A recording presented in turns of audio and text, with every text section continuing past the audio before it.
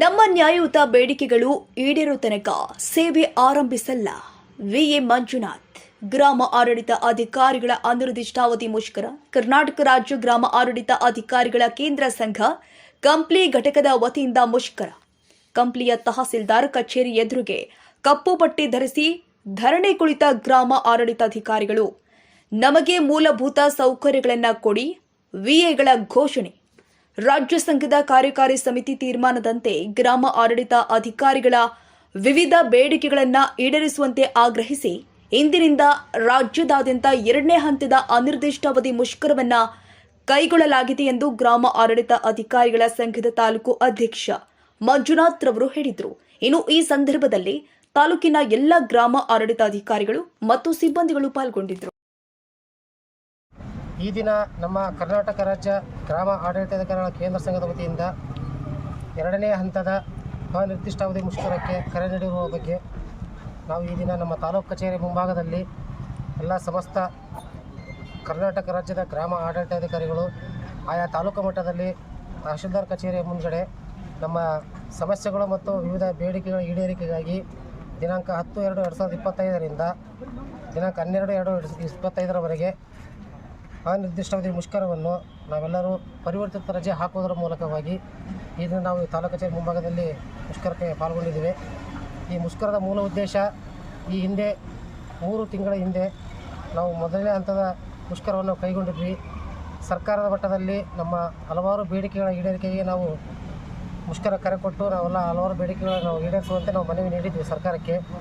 ಸರ್ಕಾರದವರು 3 ತಿಂಗಳ ಗಡುವು ನಮ್ಮಲ್ಲಿ ತಗೊಂಡಿದ್ದರು. ನಮ್ಮ ಸಂಘದ ವತಿಯಿಂದ 3 ತಿಂಗಳಲ್ಲಿ ನಿಮ್ಮ ಎಲ್ಲ ಸಮಸ್ಯೆಗಳನ್ನ ಬಗೆಹರಿಸ್ಕೊಡ್ತೀವಿ, ಲಿಖಿತ ರೂಪದಲ್ಲಿ ಆದೇಶ ಕೊಡ್ತೀವಿ ಅಂತ ಹೇಳಿದರು.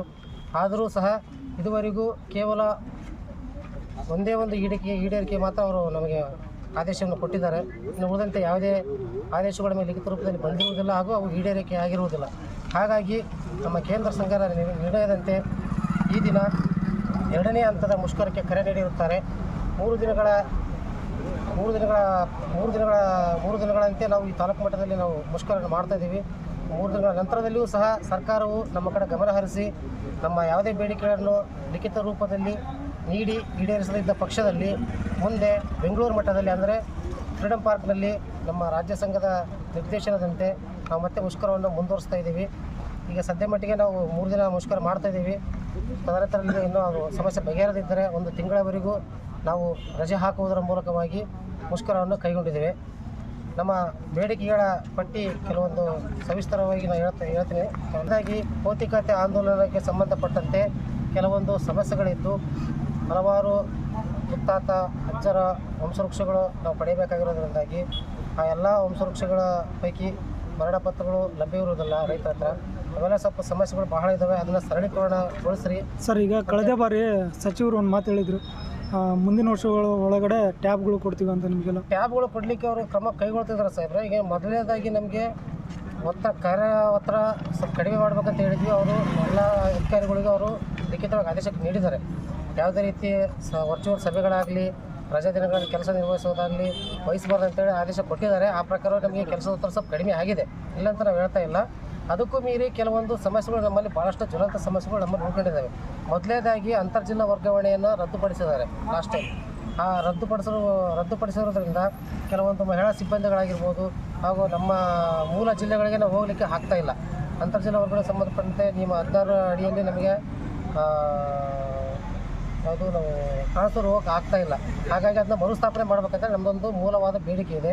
ಅದೇ ರೀತಿಯಾಗಿ ಮೊನ್ನೆ ನಮ್ಮ ಚಿಕ್ಕಮಗಳೂರು ಜಿಲ್ಲೆಯಲ್ಲಿ 30 ಗ್ರಾಮ ಆಡಳಿತಾಧಿಕಾರಿಗಳ ವಿರುದ್ಧ ನಮ್ಮ ಜಿಲ್ಲಾಧಿಕಾರಿಗಳು, ಚಿಕ್ಕಮಗಳೂರು ಜಿಲ್ಲಾಧಿಕಾರಿಗಳು ವಾರ್ಷಿಕ ವೇತನ ಬಡ್ತಿಯನ್ನು ತಡೆ ಹಿಡಿದು ಆದೇಶ ಹೊರಡಿಸಿರ್ತಾರೆ. ಆ ಆದೇಶ ಹಿಂಪಡಿಬೇಕಾಗಿ ನಾವು ಕೇಳ್ಕೊಂಡಿದ್ವಿ. ಅದೇ ರೀತಿಯಾಗಿ ನಮ್ಮಲ್ಲಿ ನಮ್ಮ ಎಲ್ಲ ನೌಕರರು ಕೆಲವೊಂದು ಕೌಟುಂಬಿಕ ಸಮಸ್ಯೆಗಳಾಗಿರ್ಬೋದು, ಸಣ್ಣ ಮಕ್ಕಳ ಪಾಲನೆ ಪೋಷಣೆ ಮಾಡೋದ್ರ ಬಗ್ಗೆ ಆಗಿರ್ಬೋದು, ಮಕ್ಕಳ ವಿದ್ಯಾಭ್ಯಾಸದ ಬಗ್ಗೆ ಆಗಿರ್ಬೋದು, ಹಾಗೂ ದೂರ ಊರಿನಲ್ಲಿರೋ ನಮ್ಮ ವಯಸ್ಸು ತಂದೆ ತಾಯಿಗಳ ಜೊತೆ ನಾವು ಹೋಗಿ ಕಾಲ ಕಳೆಯೋಕ್ಕೆ ಆಗ್ತಾಯಿಲ್ಲ. ಹಾಗಾಗಿ ನಾವು ಮೂಲ ಜಿಲ್ಲೆಗಳಿಗೆ ಹೊರಗಡೆ ಹೋಗಲಿಕ್ಕೆ ನಮಗೊಂದು ಅವಕಾಶ ಮಾಡಿಕೊಡಬೇಕಂತ ನಾವು ಸರ್ಕಾರ ಮಟ್ಟದಲ್ಲಿ ಸರ್ಕಾರಕ್ಕೆ ನಾವು ಮನವಿ ಸಲ್ಲಿಸಿದ್ವಿ. ಅವರು ಇದುವರೆಗೆ ಆದರೂ ಯಾವುದೇ ರೀತಿ ನಮಗೆ ಲಿಖಿತ ಆದೇಶ ನೀಡ್ತಾ ಇಲ್ಲ. ಅಂತರ್ಜಲ ವರ್ಗಾವಣೆಗೆ ಅವಕಾಶ ಮಾಡಿಕೊಡ್ತಾ ಇಲ್ಲ. ಅದೇ ರೀತಿಯಾಗಿ ಸೇವಾ ವಿಷಯಗಳಿಗೆ ಸಂಬಂಧಪಟ್ಟಂತೆ ನಮಗೆ ಟೇಬಲ್ಲು, ಕುರ್ಚಿ, ಸುಸಜ್ಜಿತವಾದ ಕಚೇರಿ ಹಾಗೂ ಗುಣಮಟ್ಟದ ಮೊಬೈಲು, ಫೋನ್, ಟ್ಯಾಬ್ ಎಲ್ಲ ಕೇಳಿದ್ವಿ. ಅದು ಇನ್ನವರು ಹೇಳಿದ್ದಾರೆ, ಅದು ಬಗೆಹರೋದ್ರೊಳಗೆ ಎಷ್ಟಾಗುತ್ತೋ ಗೊತ್ತಿಲ್ಲ. ಅದು ಒಂದು ತಾಲೂಕಿಗೆ, ಒಂದು ಹೋಬಳಿಗೆ 2-3 ಟ್ಯಾಬ್ಗಳು ಕೊಡ್ತಾ ಅಂತ ಹೇಳ್ತಿದ್ದಾರೆ. ನಾವು ಪ್ರತಿಯೊಬ್ಬ ಗ್ರಾಮ ಲೆಕ್ಕದಗಳು ಈಗ ಇತ್ತೀಚಿನ ದಿನಗಳಲ್ಲಿ ಎಲ್ಲ ಕಂಪ್ಯೂಟರ್ನಲ್ಲೇ ನಾವು ಕೆಲಸ ಮಾಡಬೇಕಾಗಿದೆ. ಎಲ್ಲ ತಾಂತ್ರಿಕ ಕೆಲಸ ಆಗಿರೋದ್ರಿಂದಾಗಿ ನಮಗೆ ಪ್ರತಿಯೊಬ್ಬರಿಗೂ ಲ್ಯಾಪ್ಟಾಪ್ ಆಗಿರ್ಬೋದು, ಅಥವಾ ನಮಗೆ ಸಿಸ್ಟಮ್ ಆಗಿರ್ಬೋದು, ಮೊಬೈಲ್ ಆಗಿರ್ಬೋದು, ಡಾಟಾ ಆಗಿರ್ಬೋದು, ಈಗ ಪ್ರತಿಯೊಬ್ಬರಿಗೂ ಅವಶ್ಯಕತೆ ಇದೆ. ಎಲ್ಲರೂ ಪ್ರತಿಯೊಬ್ಬರಿಗೂ ಒದಗಿಸ್ಕೊಡ್ಬೇಕಂತೇಳಿ ನಾವು ಈ ಮೂಲಕ ನಾವು ಆಗ್ರಹ ಮಾಡ್ತಾ ಇದ್ದೀವಿ ಸರ್ಕಾರಕ್ಕೆ. ಅವಶ್ಯಕತೆ ಇರೋದ್ರಿಂದ ಅವುಗಳನ್ನು ಸಹ ನಾವು ಕೇಳ್ತಾ ಇದ್ದೀವಿ ಈ ಮಟ್ಟದಲ್ಲಿ. ಹಾಗೂ ಇರಲಿ ಸರ್, ಒಟ್ಟಾರೆಯಾಗಿ ನಿಮ್ಮ ನ್ಯಾಯಯುತ ಬೇಡಿಕೆಗಳು ಈಡೇರೋರು ನೀವು ಮುಷ್ಕರ ನಡೆಸಿ. ನಮ್ಮ ಟೋಟಲ್ 23 ಬೇಡಿಕೆಗಳಿದೆ ಸರ್. 23 ಬೇಡಿಕೆಗಳು ನಮಗೆ ಲಿಖಿತ ರೂಪದಲ್ಲಿ ನಮಗೆ ಆದೇಶ ಕೊಡಬೇಕು ಸರ್ಕಾರದವರು. ಅಲ್ಲಿವರೆಗೂ ನಮ್ಮ ಮುಷ್ಕರವನ್ನು ಹಿಂಪಡೆಯುವುದಿಲ್ಲ. ನಮಗೆ ಸಂಬಂಧಪಟ್ಟಂತೆ ನಮ್ಮ ಎಲ್ಲ ಆ್ಯಪ್ಗಳನ್ನ ನಾವು ಅನ್ಇನ್ಸ್ಟಾಲ್ ಮಾಡ್ಕೊಂಡಿದ್ದೀವಿ. ನಮ್ಮ ಸಾರ್ವಜನಿಕರು ಸಹಕಾರ ನೀಡಬೇಕು, ನಾವು ಅವರಲ್ಲಿ ವಿನಂತಿ ಮಾಡ್ಕೊಳ್ತಿದ್ದೀವಿ.